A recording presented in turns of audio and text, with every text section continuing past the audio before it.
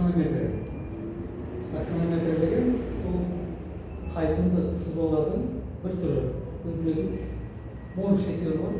Тура сол мон шекері, сол сияқты екеуі қатарлас, екеуінде атқаратын қызметі бар. Енді аксонометрия қалай алынады? Қалай алынады? Ең бірінші біздің геометриялық нысанға объект дейміз. Ол нүкте. Сол нүкте мынау координаталық жүйеге қатысты бір орын алып тұрады. Немесе екеуі нүкте соған қатысты орналастырады, бекітіледі бір жерге. Оның орын алып тұрған жері қалай білінеді? Ол жаңағы координаталы ойыстармен біз өлшегенде x, y, z әр жеке бөліп өлшейміз ғой, бірдей былай. Бізде бұл жерде вектор деген жоқ, тек қана ось бағытымен. Сонда жаңағы координаталы сынық деген x, y, z. Сонда біздің ойсының z, x, y болса, содан нүктенің орнына x бір кесінді, одан y бір кесінді, z үшінші кесінді. Осы жаңағы сынық арқылы оның орны бекітіледі. Енді біз осы жаңағы нысанды координаталық жүйеге бекітіп қойдық. Біз оның аксонометриясын алу үшін аксонометрия ол өзінше басқа бөлек жаздық. Осы жаздықтарымызда біз жаңағы біздің алынған нысанға қараймыз. Қараған кезде ол біз толық нүкте жаңағы координаталық жүйені толық көреміз. Сонда мына біздің жаздыққа, бұл енді жаздықтар аксонометриялық проекциялық жаздық дейді. Осы жаздыққа ойыстар түседі.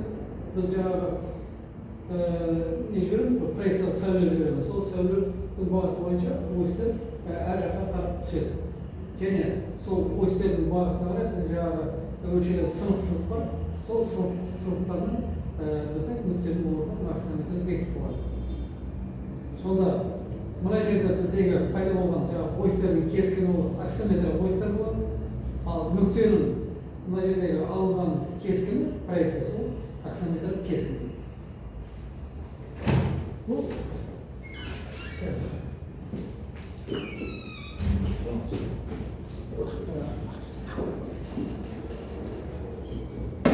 жаңағы аксонометриялық проекцияның қалай шығуы. Енді біз айтып жатырмыз жаңағы мон екеуі және аксонометрия.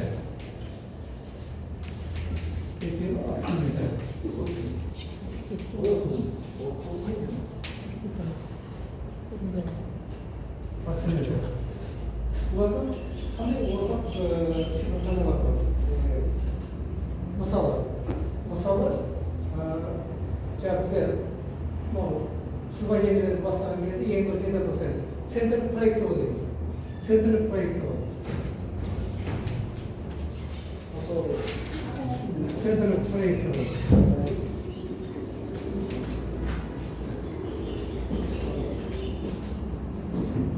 Бұл центрлік проекциялау екеуіне қатысты. Одан кейін центрлік проекциялаудан бастап параллель проекциялау шығады. Параллель проекциялау. Бұл қимаш бұрыштар.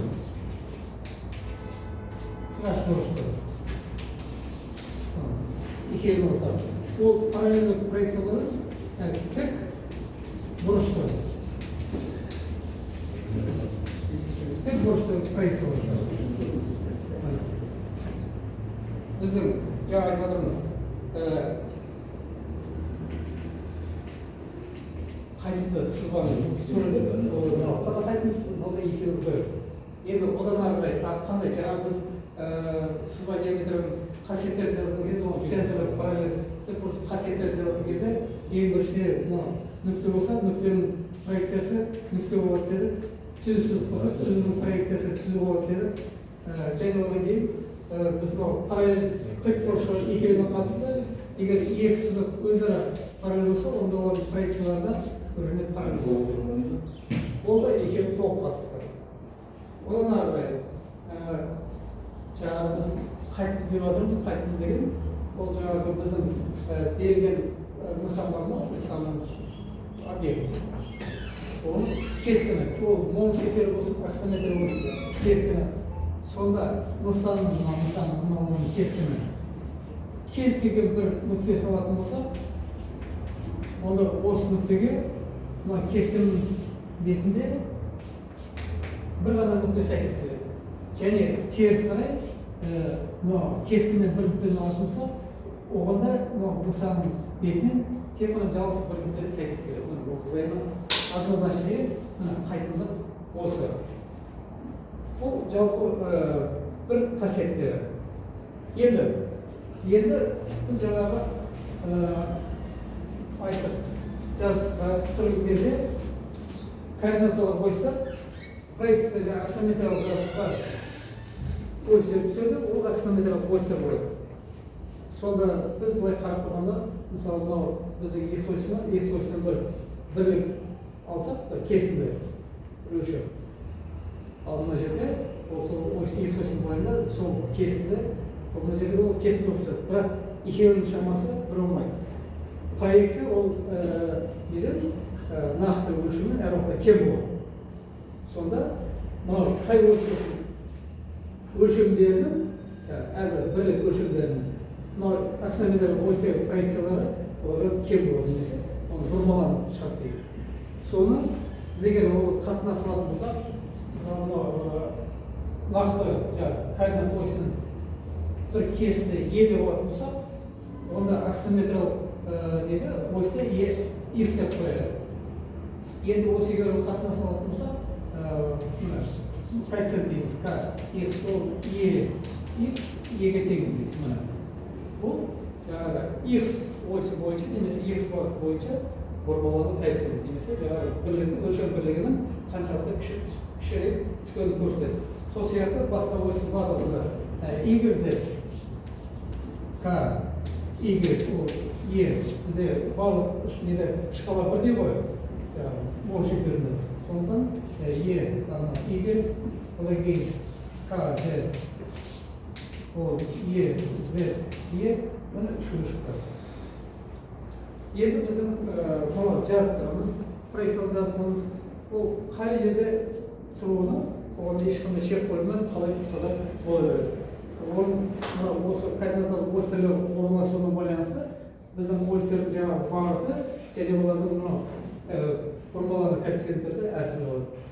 Егер біз аксонометриялық проекциялық осьтердің барлығынан бірдей қиғаш түскен болса, онда біздің үш коэффициент бұрмалану коэффициенттері K, X, K, Y, K, Z бір тең болады. Бұл жерде аксонометрия,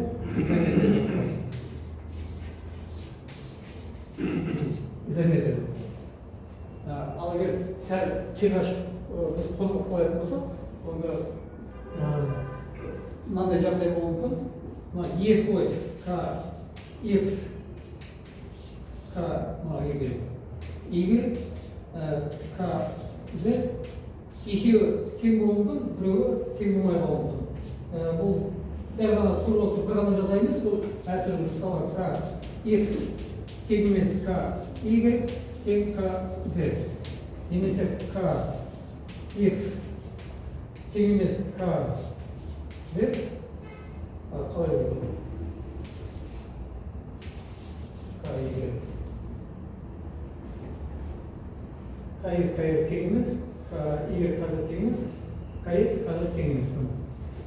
Кез келген жағдай болуы мүмкін. Бұл жағдайда екі осьте бұрмалану коэффициенті бірдей, ал үшіншісі басқа. Бұл диметрия. Аксонометрия түрі диметрия. Егер осы коэффициенттердің, бұрмалану коэффициенттердің барлығы әртүрлі болатын болса, бір-біріне тең емес. Бұл триметрия.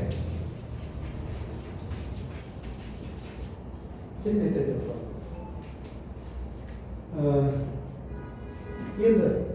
Енді жаңағы біз аксонометриялық проекциялық жазықтықты былай құрған кезде оның шегі жоқ, ол кете береді.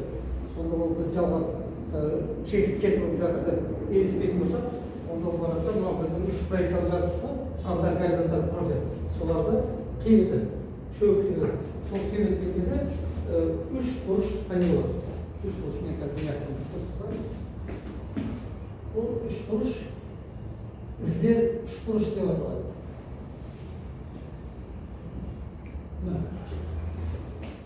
Іздер үш бұрышы. Енді осы іздер үш бұрышына қатысты Колька деген бір қаланың несі бар, ережесі бар, теоремасы дейді. Оның несі бойынша, теоремасы бойынша параллельдік оны қиғаш бұрыштары. Қиғаш бұрыштың проекциялау кезінде осы үш бұрыштың мына бұрыштардың мәні кез келген санға ие болуы мүмкін дейді. Оған ешқандай шек жоқ дейді. Ол сүйір немесе ешқандай не жоқ дейді. Ал тік бұрышты проекциялау кезінде онда мына бұрыштар үшеуі тек қана сүйір болады. Ол үшін сүйір деген дуал деген болмайды. Шектеу бар. Тік бұрышты проекциялау. Біз енді оқу процесінде қарастырғанымыз қиғаш бұрыш қарамаймыз ғой. Біз тек қана тік бұрышты. Сол кезде енді бұл жаңағы Кольканың теоремасы немесе мынау іздер үш бұрыш деген біздің оқу процесінде оның ешқандай маңызы жоқ. Біз оны қарамаймыз да, ескермейміз де. Және мынау аксонометрлік ойыстарды салған кезде дейді, алдымен осы іздер үш бұрышын салып болу керек дейді. Одан кейін бар, сол әр бұрышынан қарама қарсы үш бұрыштың қабырғасына тік перпендикуляр түсіп, сонда биіктігі түсіп, сонда үшеуінің нелері үш ой шығады дейді. Олардың қиысқан жері центр болады, координат центрі, қалған нелер ойыстардың бағыты сол үш бұрыштың бұрышынан қарама қарсы қабырғасына биіктігі түседі дейді. Енді бізге оның студенттерге айтып жатырмын, вообще қажет жоқ. Пайдаланбаймыз, керек жоқ. Енді қандай нелер бар? Жаңағы можете бізге негізі салыстыру ғой, қасиеттерді салыстыру. Қайсы бізге жақын, қайсы ыңғайлы, қайсы пайдаланамыз. Екеуінің мына салыстырмалы қасиеттері. Фермон жаңағы кесілген кезде екеуінің түбіге ешқандай айырмашылық бірдей. Можеттер есть. Енді тағы мен арасында қалдырып кетіп бір нәрсе айтып өтіп, ол можеттері жаңағы аксонометр қос кескін әдісімен орындалады дейді. Қос кескін әдісімен. Егер қос кескін, бізде кеңістік үш өлшемді, ал біздің қағаз беті формат ол екі өлшемді. Үш өлшемді екі өлшемді біз саламаймыз, сондықтан әр уақытта момшеттерді екі өзара перпендикуляр жазып пайдаланамыз. Қос кескін. Ал аксонометрде ол қос кескін қайда? Себебі ол бізде жалғыз бір ғана жаздық бар ғой. Міне сол қос кескін ол былай дейді. Бір жаздық, ол аксонометрді жаздық, ал екіншісі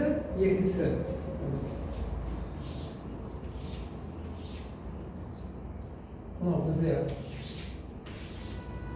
жалпы аксонометриялық жаздық болатын болса, міне аксонометриялық жаздық болатын болса, Z ойсы, мынау X ойсы, мынау Y ойсы. Бір кескін, ал екінші кескін ол мынау дейді, мынау 0,8. Мынау. Бұл жерде, егер жаңағы нүктенің проекциясы салатын болса, бірінші нүктенің X координатасы саламыз, одан кейін бар нүктенің Y координатасы саламыз, одан кейін бар нүктенің Z координатасы саламыз, Z. Мен биіктен көрсетіп отырмын. Сонда мынау нүкте немесе кескін ол нүктенің аксонометриясы. Ал мынау недегі X0, Y жазықтығындағы нүктенің екінші проекциясы біз можеттерді айтамыз, ал бұл жерде ол екінші проекция емес, осы вторичный проекция дейді. Ал мен жаңағы әр жерде жазып отырмын, бағалар басқа, сонда оны ілеспе проекция деп жазып жүрмін. Себебі әр нүктенің осы горизонтал проекция жазып тұр ма? Сол горизонтал проекция жазыста қай нүктесі соның мына жерде ізі болады, немесе әр уақытта қалмайды, ілесіп жүреді. Сондықтан осы ілеспе проекцияны айтып отырмын. Айырды белгілейміз. Міне сонда аксонометрдің екі қос кескін әдісі осы. Бір проекциясы өзі, ал екінші проекциясы мынау. Сонда мынау біздің Т2 мен және мынау X0 жазыста екеуі бір неге жазыққа түсіп тұр. Ал момшеттерді өзара екі перпендикуляр жазды, олар бүйтіп жазылады. Міне екеуінің несі bir әдіспен салынатын жайы. Так, енді так. Мол шекері аксонометрді қарапайым дейді және дәлдік. Точность жоғары. Себебі аксонометрді ол жағынан не бар? Бұрмаланың коэффициенті бар. Біз оны бұрмаланың коэффициентін көбейіп салған кезде ол біз қазір оған келеміз ғой, стандарт аксонометрі. Ол сөз басқаша. Келесі. Аксонометрі мол шекердің көрнегі. Аксонометрдің мол шекердің артықшылығы ол көрнегі. Ол біз бірден көріп тұрмыз. Сол ғана. Басқа не шығады? Мына мол шекерді позициялық және метрлік позицияларды шығару оңай. Аксонометрді сондай көп шығармайды. Шығару болады, бірақ оның жолы қиын. Мына осы негізгі айырмашылықтар. Сонда мол шекері точность, одан кейін есептерді шығару оңай алгоритмдер, ал аксонометрі көрнекі, негізі сол көрнекі. Басқарының бәрі екеуі бірдей екен. Енді бізде жаңағы аксонометр жасында айтатын қалай солай орнатуға болады деді. Ол қалай солай орнатуға болатын болса, онда жаңағы мол екеуі болмаса еді, аксонометр болмаса еді, мол екеуі деген ол мол бір ұсыныс берді, екі жазды процесс бірін перпендикуляр орналастыру деген. Сол сияқты мына аксонометрді соның бір жаңағы проекциялық аксонометр жаздың бір орын алған жағдайлары бекітіліп стандартта бекітіліп болған. Ол қандай аксонометр бар? Ол не қазір бірден таблицасын дұрыстылай. Стандартты аксонометрдің 5 түрі бар. 5 түрі бар. Көрдіңіз ме?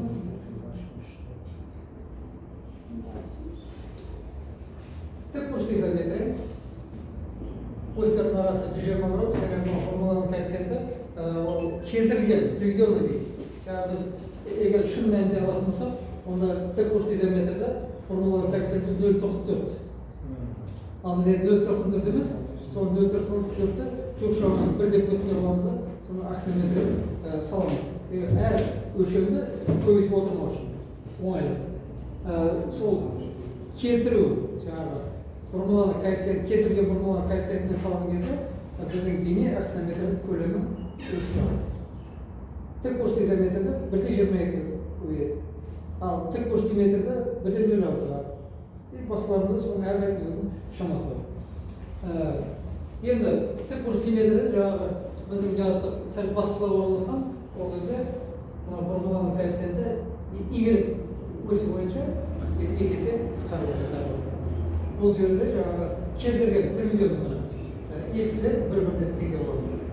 Келесі фронталь изометрия. Бұл мына екеуі тік бұрышты болатын болса, мынау қалған қиғаш бұрышты. Қиғаш бұрышты фронталь изометрия, қиғаш бұрышты фронталь диметрия и горизонталь диметрия. Горизонталь изометрия бұл. Горизонталь изометрия. Мына біз енді негізгі өтетін мына екеуі ғой. Мына үшеуінің ешкімге айтпаймыз, қарамайсыздар, сөздері мынаның өзі сызылмайды. Бірақ екеуін салыстырмалы түрде диметрия изометрияны екеуін бірге салдырған дұрыс. Енді бір айтатын нәрсе, біз аксонометр салған кезде енді төртбұрыш призма пирамида болса оңай, нүктелерді координаттар бойынша салып келтірдік. Ал цилиндр конус болса ол қалай? Шеңбердің несі аксонометрдің проекциясы эллипс болады. Өткен кеше жаңағы тікбұрышты изометрияда эллипсті салу немесе эллипстің орнына 4 центрдің овал салуды көрдік. Ал басқаларды қалай саламыз? Ол біздің кешегі орындаған амалымыз оған келмейді. Келмейді ол. Енді ол қалай саламыз? Мен соны қазір көрсетейін.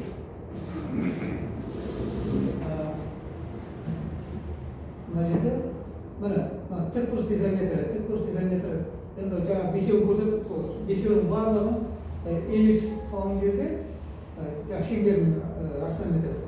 Onun үлкен ось, кіші ось екі өлшем болады. Ол екі өлшем әрқайсысы әртүрлі. Мен мына жерде барлығын жинап көрсетіп қойдым. Мына тік бұрыш диаметрі үлкен осі 1,22, кіші осі 0,71. Осы екі неге коэффициентті көбейтіп біз осьтердің ұзындығын табамыз да 4 центрді алып саламыз. Кешегі. Келесі. Тік бұрыш диаметрі. Бұл жерде үлкен осі 1,06, а кіші осі 0,35.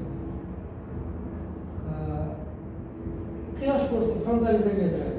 Бұл жерде 1,3 диаметр үлкен осі, ал кіші осі 0,54. Ары қарай. Горизонталь диаметрі 1,22, ал қысқа осі 0,71. Енді бұл былай екен. Елестер әртүрлі. Мына жерде горизонталь шеңбер, ал мына екі әртүрлі. 0,4, 1,3. Екеуін жеке-жеке салу керек. Сонымен біз тік бұрыш диаметрге тура келеді. Ары қарай. Қияш бұрыш фронталь диаметрі. Міне коэффициенті 1,07, ұзын осі, кіші осі 0,33. Міне осы бесеуінің нелері барлық өлшемдері. Ұзын ось, кіші ось. Енді осы коэффициенттерді пайдаланып біз қазір нені салып көрейік. Эллипс салып көрейік. Мен осьтерді сызып қойдым. Осьтерді сызғаннан кейін үлкен ось, кіші осьті есептейміз. Коэффициенттер бойынша сөзімізде екі шеңбер сызамыз. Мысалы, мынау үлкен ось болсын. Біз есептеген мән бойынша мынау кіші ось болады. Міне. Сонда біздің эллипсіміз осылай бекер түсу керек. Кешегі амал істесек, бұл жерде тұрмайды. Енді ары қарай есеп. Енді бұл біз салған кезде де эллипстің барлығы былай түспейді ғой. Мына үлкен осьтің бағыты, кіші осьтің бағыты мен жаңа мына жерден көрсетіп жатырмын. Мысалы мынау болса, мынау үлкен осьтің бағыты, ол горизонталь қисайып тұр. Біз осьті сол неге бұрып алуымыз керек. Осыған сәйкес. Қайсы болса да, мына жерде бұрыштары келтірген, сол бұрыштарға сәйкес бұрып алуымыз керек. И одан кейін сол үлкен ось, кіші осьтің бағытына сала береміз. Олар шеңбердің қай жарыста орналасқан, соңына байланысты. Мысалы, горизонталь жарыста орналасқан, немесе профиль жарыста орналасқан, осьтердің бағыты солай қарай өзгереді. Енді мына жаңағы келтіріп алдық. Не істейміз? Мына екі шеңбердің төбесін түйір сызықпен қосамыз. Бірінші сызықпен қоссақ. Одан кейін мына екі шеңбердің айырмасы бар ма? Сол айырмасын осы түйір сызықтың бойынан кесіп аламыз. Мына жерге келді. Нүктені белгілеп қояйын.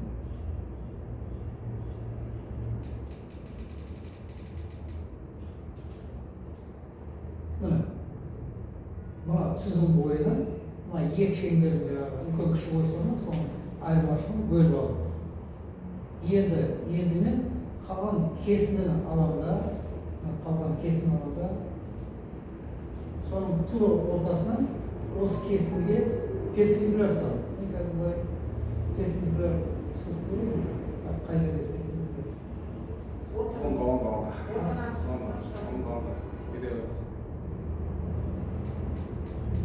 Мен басқаша сол осы сызықтың өзін көшіріп алайын да, сөйтіп соны бұрышлайын.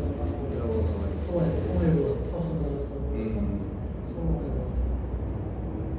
Міне, енді оны бері қарай сол жүрейін.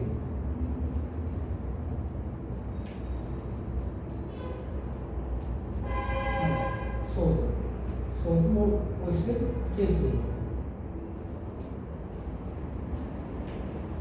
Сонда біздің жаңағы 4 центр овал, оның екі үлкен доғасы бар, оның екі центрі, кіші екі доға, соның центрі. Үлкен доғаның центрі мына жерде болады, кіші доғаның центрі мына жерде болады. Енді осы центрлерді қазір симметрия жасаймын да,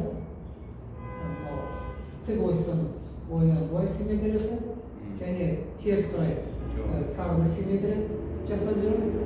Сонда біздің төрт центріміз және нелер шықты жаңағы бізге авал салатын кезде не керек қана бұрыштың қабырғалары себеп доға сол неге қабырғаларға барып тіреледі. Немесе үлкен доға мен кіші доғаның бір-бірінен өтетін нүктелер сол осы бұрыштың қабырғалардың бойында. Міне болды. Енді мен қазір мені қалыңсып 0,70 болғанда қалың тұтайын. Қызы бала ретінде көп қойды. Шеңдер, мына центрден мынау кіші доғаның төбесі. Төмен қарай, мына жерде теріс қарай артысын алдым. Енді артығын сразу өшіре салайын. Бізге жаңағы бұрыштың қабырғасына дейін.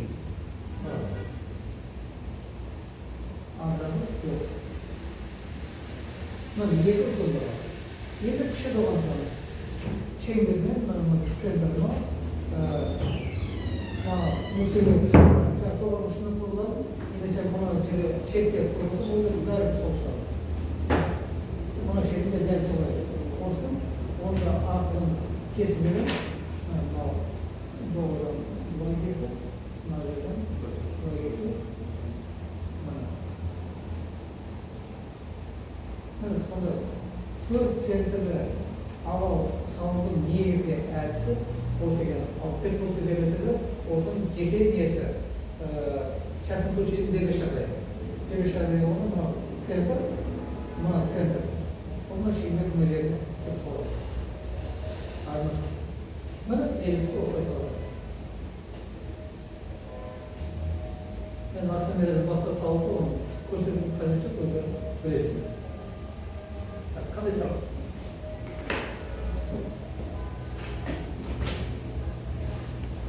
Егер сұрақ болса, мен жаңағы сызбай дегенде тағы да кішкене біраз нәрсе айтып берейін.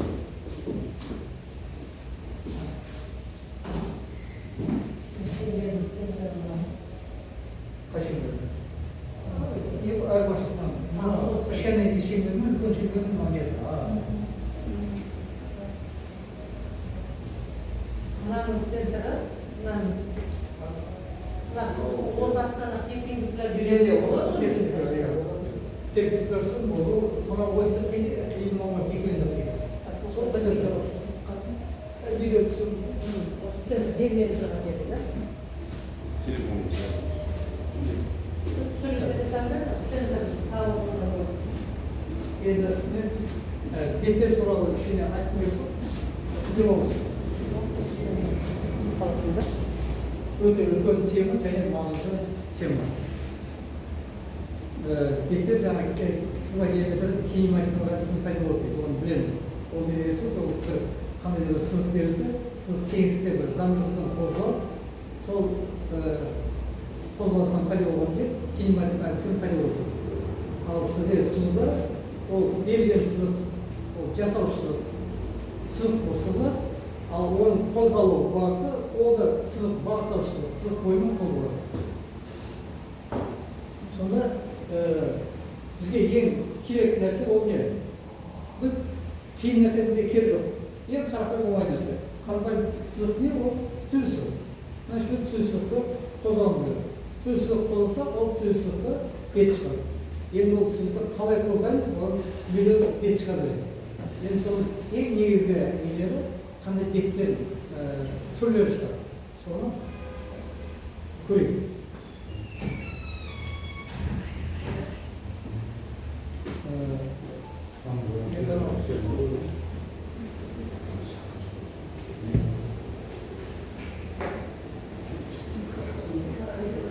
Математикада, геометрияда енді математикада формула бар. Формуланың шешімі деген жаңағы бет болған кезде мынау жасаушы форма, соның әрбір нүктеде осы жасаушының біз бағытын орып білуіміз керек. Сол есеп керек. Сәл кішкене ашып білейін. Ол қалай геометрияда математикалық формула, ал геометрияда қалай соны біз білеміз. Немесе бір орнын, нақты бір орнын қалай бекітіп аламыз. Міне бізде бағыттаушы дейді. Бағыттаушы. Енді осы бағыттаушының бойы біз мына сөзсізді қозғайтын болсақ, мына жерде келді дейді. Нүктеде. Осы жерде сөзсіз мына сыртын бойымен қозғалып барады, бірақ мына бір нүктеде келіп тұр дейді. Енді бұл жерде сыртын бір нүктеде тұр ма? Оны қалай тұр? Оның шемасы ма? Ол пәлен, бұрыш немесе пәлен бағыт. Ол толық шеңбер немесе сфера, толық эквивалентті бір нүктеде шыр бөлек айырылады. Ол жаңағы сызықтар, соның комплекс. А енді оны сәл жаңағы біз не болуымыз керек, бір жерін ұстап алуымыз керек, яғни шегіп қатып қалады. Сонда мына жерге тағы басқа сызық алсақ, сонда қарайды, мына ерісі. Мына нүктеде сүзу, мынаны киіп өту керек. Себебі біз оның несін бекітуіміз керек қой. Киіп өту керек. Сонда киіп өтсе, мына жерден киіп өтті. Ол басқа жерге киіп өтуіміз ғой. Сонда ол жерде уже мына екі сызық бар ма? Бір нүкте біз бекітіп қойып, енді біздің түсуіміз жасап үшін екі сызық бойымен қозғалып кетіп барады. Ол тоқтамайды, әлі кетеді. Бірақ уже жаңағыдай былай шыр бөлек айналым емес, ол уже бір сыртын бойы. Ол жаңағы конус цилиндр бес сияқты. Бір нүктеден былай қозғалмаймыз, уже конус кетеді. Енді біз оны тағы да ұстауымыз керек бұл жерде. Мына енді тағы бір үшінші сызық алатын болсақ, сонда көп сызықтың тек қана біреуі қиып өту мүмкін. Қалғандар бұл жағынан өтеді.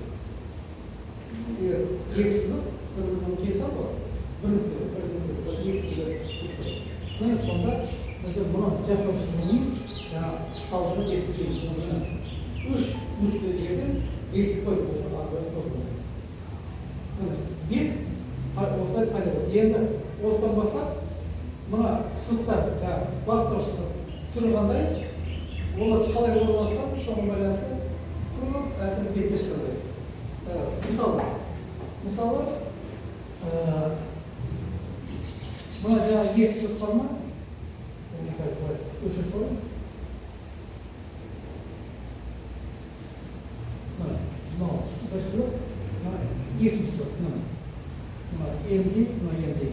Екеуі бір келісім. Ортақ бөліктер. Енді екеуі ортақ бөліктер болса, біз не істейміз бұны? Осы нүктелерді жаңағы жасаушы жіберіп аламыз. Сонда ол жасаушы барында мынаны қиып өтті. Немесе тағы да жүргізу ғой мына. Олай көп бір нүкте ғой жүргізулері болады. Бұл жерде біз бір ені ұстаймыз, ал соны қандай бет шықты?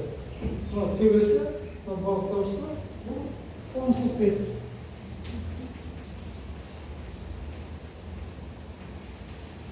Конустық бет.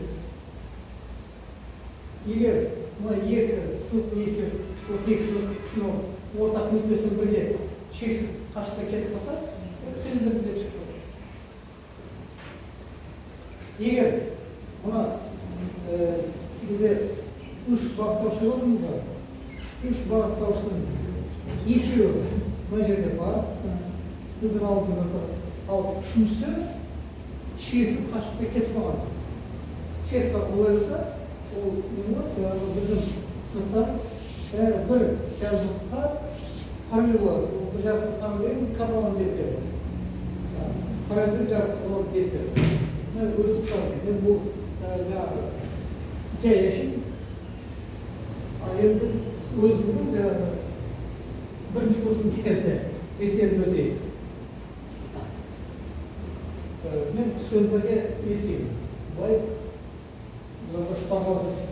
Айтамын, дайын осы шпарғалды дайын болғандар. Емтихан осыған қарап дайындалсында, дайындалды олай, есте сақталған, және емтиханда оңай дейді. Бірінші.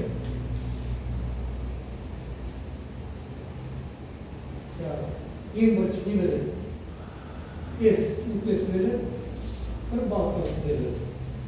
Бұл қандай береді? Бұл констық. Констық. Себебі шеңберін айналып кетеміз. Енді мына шексіз қашықтыққа кетіп қалатын болса, шексіз қашықтыққа кетіп болса, мына бағыттауыш ол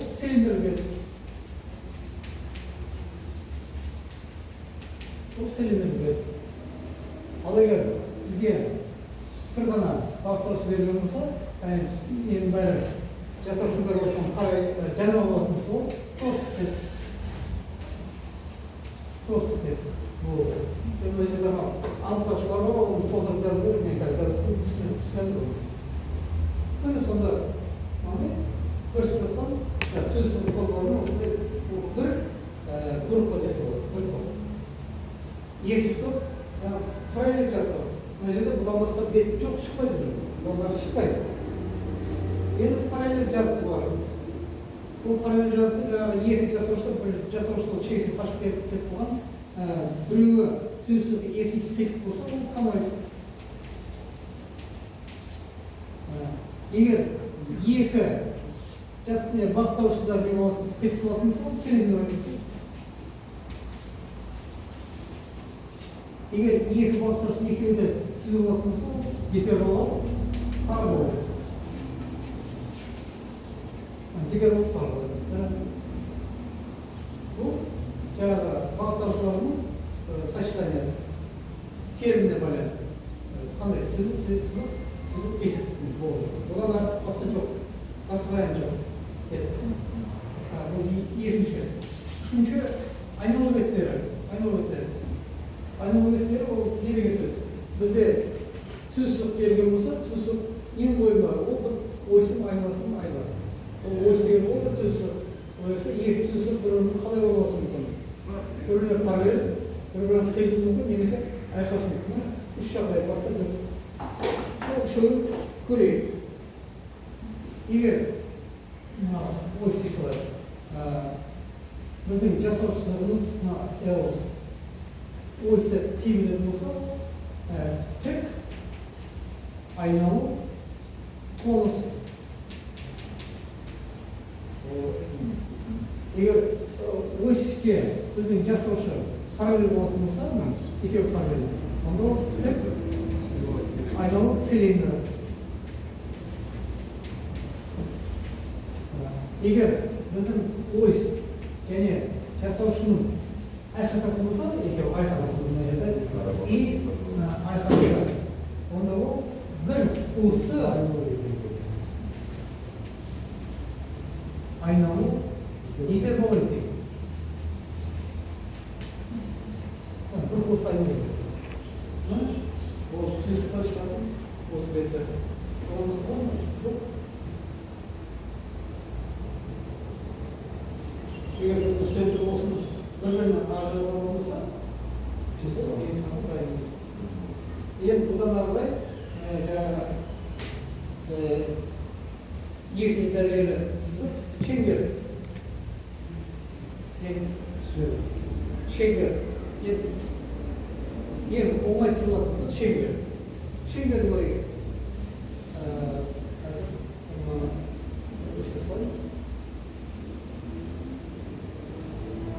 Шеңбер, ол айналу беттері ғой, шеңберден басқа беттер шықса, ол кембірден соны қармайды, айналу беттері ең оңай.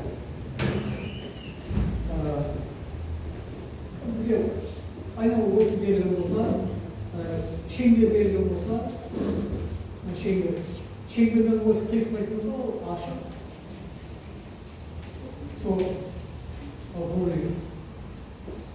Егер айналу ойсы мен шеңбер екеуі жарысатын болса, ол жабықтау.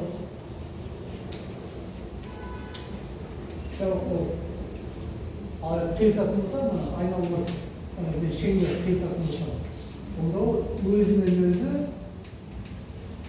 самопересекающий, өзімен өзі қиылысқан. Өзімен өзі қиылысқан. Тор, ол да тор. Мына бубликті білеміз, енді мына бублик тесі жоқ, мұра десек, қыз десек, ол қалай десек, мысалы, бізде геометрияда бізде сөйтер көрмейміз ғой, бірақ мынандай бет болуы. Мына екі шегелер болған айналып кетті ол. Мынау кусок міне жартысы. Осы екі жартылса, міне мынау жаңағы өзімен өзі қиысқан торды бір бөлік кесіп алып, бұл өтіп бұл есіктерді қарастырамыз. Так, енді бұл жерде төртінші бар. Егер үстіне салайын, айналу осымен шеңбердің осы жеткізетін болса, ол сфера шашылатын. Сфера. Шеңбердің айналуынан осындай төрт бет шығарады. Келесі енді ақыр шеңберді қандай, ол екінші дәрежелі шеңбер, екінші дәрежелі қиыстар қандай білеміз? Эллипс, парабола, гипербола. Эллипс алсақ, эллипстің үлкен ойысы бар, кіші ойысы бар. Оны былай да айналуға болады, былай да айналуға болады. Егер эллипсті елесек, елес былай, сол былай созғанымыз қараймыз. Былай айналымызақ, мұны ойсын көреді. Ол созылған эллипсоид. Созылған, көтертеді.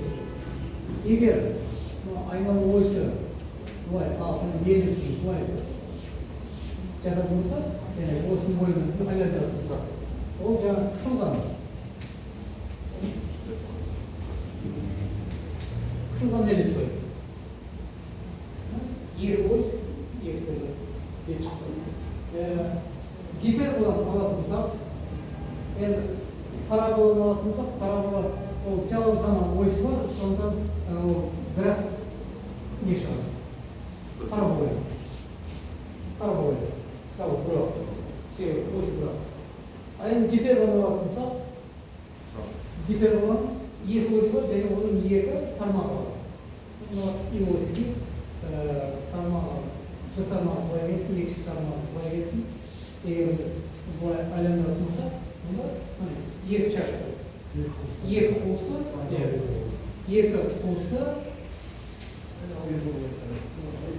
айналу гиперболоид. Екі қуысты. Ал енді оны біз басқаша айналдыратын болсақ, мынау гипербола былай, енді былай айналдыратын болсақ, онда гипербола мынандай құмырауын бойы сияқты шығады, ол бір қуысты. Қуысты айналу гиперболоид.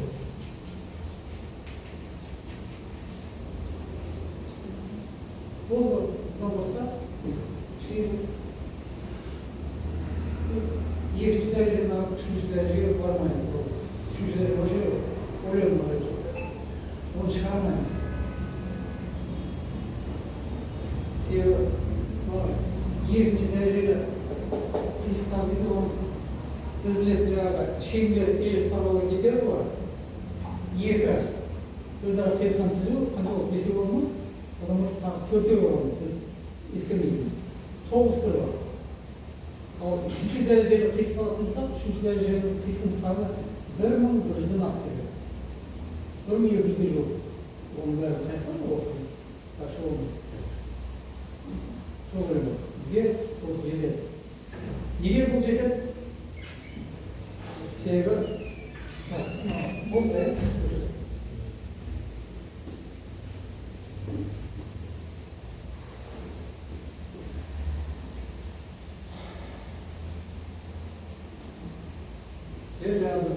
Эллипсті шеңбердің не болды? Алматыда шеңбер болды, 4 центр алматыда. Сол сияқты жаңағы бізде үшінші дәрежелі бір қисық болатын болса, онда ол қисық тура мына сияқты шеңбермен парабола, ең ыңғайлы бұл жерде келетін есептеуге, сызуға, енді сызу болғанда ол сызу парабола сызу оңай емес. Есеп шығарған кезде ол ең оңай шығарылатын сызық парабола. Сонда мына келген сызық параболаның несімен бөлшек кусоктарын алып, сол үшінші дәрежелі 4, 5, 10 қанша болса да, бәрі осы екінші дәрежелі параболамен Paravan kurslarını almasılar. Bitti. Bu üçüncü derecenin boş okuma geliyor.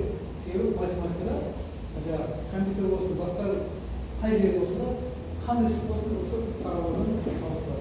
Tamam, spline degen biliriz mi? Spline. Sızı. Spline olsa paravanın uzakları onun cinağı. Üçüncü derece. Негізі бәріміздің сызбымыз бар, үшінші дәрежеде.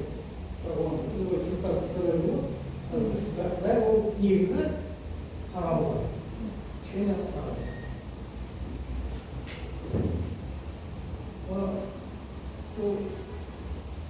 Онда не қарасақ, ол да қызық та қарауы. Сызбайында қалай шығады? Көрсетейін бе? Дәл бастау. Еще келе салып Мне кажется, bir spline ko'rsatmaydi. Mana bu bir nuqta, ikkinchi nuqta, uchinchi nuqta. Keyin uch nuqta. Sonda ne deydi bu spline. Безделие. Спальня, кривая.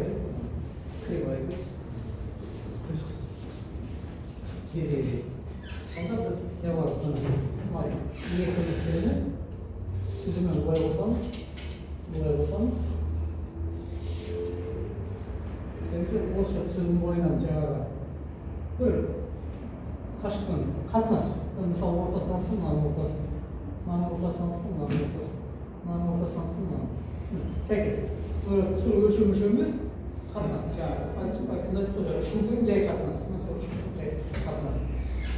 Енді бұл жерде бұл бағыттерді екінші қатар несінен алсам, қоссам, бұлай болсын, мынаны бұлай болсын.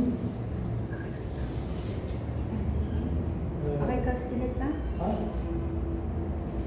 Ағайлар келе жатыр ба? Келе жатыр. Жиналыстан кейін ба? Так, Olsun bitirir zaman.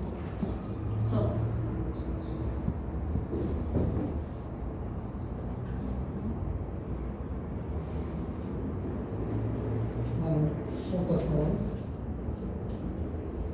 Kilesi. Buraya olsanız. İkinin ortasına. O şu üst hangisi bunlar ya da bunlar pis şurası. Parabola. Егер мияқтан тағы бір нүкте алатын болсақ, оны дәл солай мияқа жалғастырып кете береді. Сонда мынасы етіп келіп, өтіп, айланып кете береді. Сонда парабола.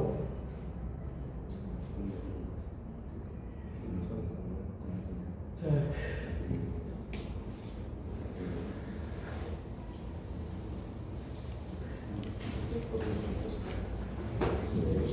Sırak var mı?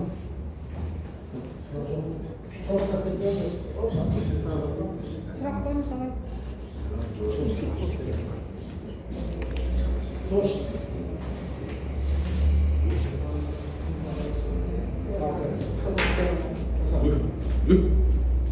Тест тағы. Өшір болды. Olma. Жиналыстан кейін